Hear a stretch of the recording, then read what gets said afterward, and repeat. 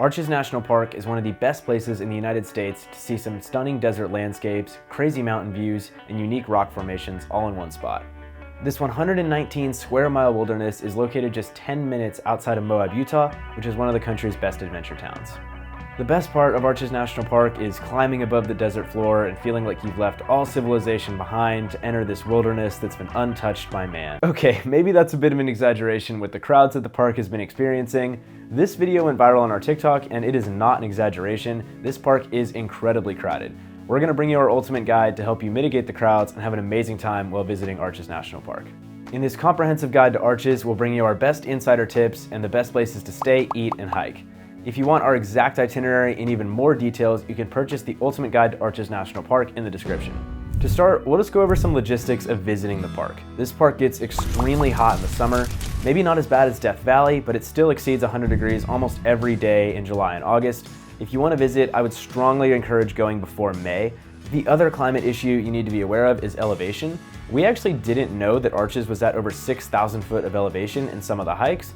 It does take a toll on you if you're coming from sea level. Luckily we drove, so we were already kind of acclimated when we got there, but I would be prepared for this if you're flying in. Next up is the most important thing. If you decide to visit between April and October, you will need a timed entry reservation. These are available 6 months in advance through this website you can get here. When you go to the website, you'll select a 2-hour window and it'll cost $2. You'll then be able to enter during this window with a permit. I'm not sure how many people they allow per window, but they generally keep it fairly small, so I would encourage getting on there right away if you're looking for a reservation.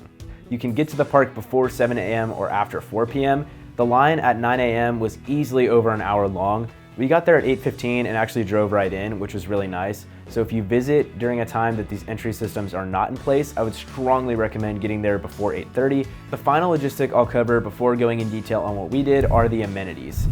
There's not many amenities to speak about. There is no lodge and there's no restaurant inside the park, but honestly, it doesn't need one. You could go in and hike in the morning, you could drive back to town for lunch, and then you could be back in the park within an hour. Despite the park being so large and offering so many different things to do, it only takes about 45 minutes to drive from one end to the other, which is really nice compared to some other parks that it could take 45 minutes just to drive from the entrance to the visitor center. The 3 main attractions, in my opinion, in Arches are Delicate Arch, Fiery Furnace, and Devil's Garden.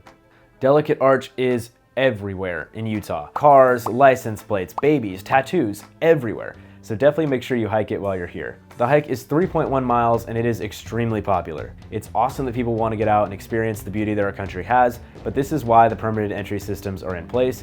I didn't find it too bad, but just be prepared if you have a fear of heights. There is a narrow section, and because it's so crowded, you'll have to have 2-way passings, so it can get a little claustrophobic.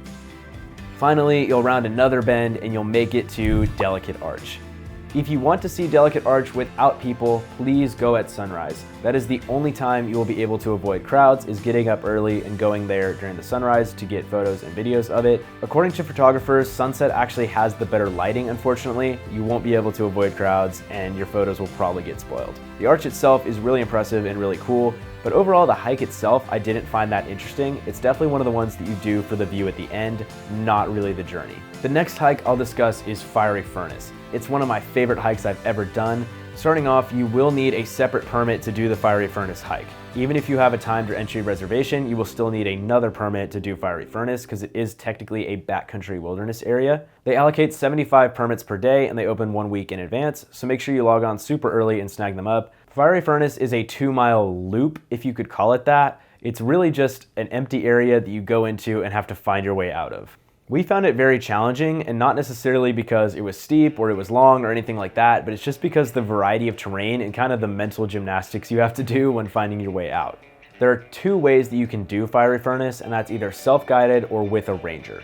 If you want to experience the furnace without the chance of getting lost, then I would do it with a ranger. We chose to do it by ourselves because we thought it would be more fun to go and find our way out, and it was. I would recommend doing that if you feel comfortable.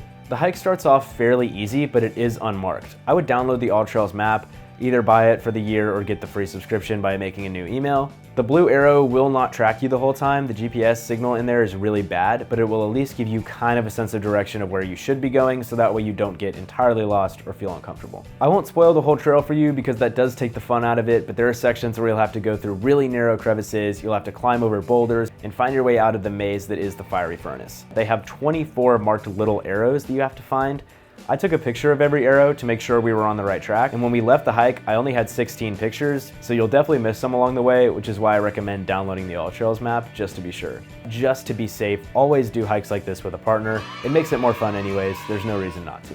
I would rate Fiery Furnace a 10 out of 10 and do it every time I go back to the park. It's just that cool, and I feel like every time you do it, you get a different experience. Permits can be picked up at 9 a.m. on the day of your reservation or the day before. We thought 9 a.m. meant the start time for the hike, so we got to the visitor center at 8:30, and the visitor center wasn't even open yet.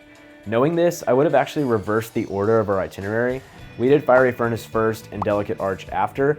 I would do Delicate Arch first and then go to Fiery Furnace later in the day. The final hike I'll cover is Devil's Garden. This is an 8-mile, very difficult trail with a 1,700-foot elevation gain, so it's not for the faint of heart, but it is worth it because it has some of the best rock formations in the park all in one area.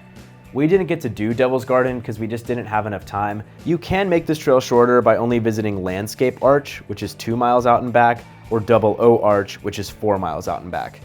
The first mile that goes to Landscape Arch is not actually that difficult, it's relatively flat, so if you just want to see some arches, you could go do this instead. If you keep going on the hike, you'll see formations including Landscape Arch, Tunnel Arch and Pine Tree Arch, Partition Arch and Navajo Arch, Double O Arch, Dark Angel, Private Arch, and Black Arch Overlook. Like I said, there's a lot of arches on this trail because it is in Arches National Park, so be sure to do this if you're going to see these crazy rock formations. This is the trail for you. Now that we've hopefully covered the park in as much detail as you need, I'll move on to the town of Moab itself. Moab as a town has everything you need and nothing more in my opinion. It's perfect for a weekend trip. If you stay on the main strip like we did, then you'll have plenty of things to do, plenty of restaurants and grocery stores nearby. We stayed at the Best Western Canyonlands Inn and we loved it. If you're looking for other hotel options, I would recommend the Hyatt or the Spring Hill Suites. The Spring Hill Suites has the best pool in my opinion, so if you go in the summer with kids, you might want to stay here. A restaurant that we loved was Thai Bella, which Moab and Thai food you might not think go together, but this place was awesome. It's in a little house and it has great food, great service, and a really cool patio if you want to sit outside. Moab has so many other outdoor activities besides just the national parks, including jeeping, rafting, hot air ballooning, if that's even a word. The Moab Adventure Center has all of these things on their website. You can access that link here, so go check that out if you're looking to do some other more adventurous stuff with a family.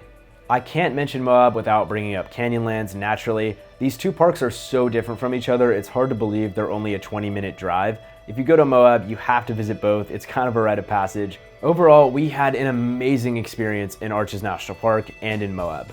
It's one of the easiest parks in the system and the most family-friendly to visit. If you want more videos detailing our trips just like this, then be sure to subscribe and hit the like button and follow us on all of our social medias below. Be sure to purchase the Arches National Park Ultimate Guide if you're looking for even more information. I put a lot of work into these because it really makes me passionate being able to provide you guys with our exact itineraries. The goal of these guides is to be a one-stop shop for all the information you need when visiting, so you can have it with you and not feel like you have to go anywhere else or be looking stuff up when you don't have any cell service in the park. We're Jack and Jordan, and as always, make sure you travel smarter, not harder.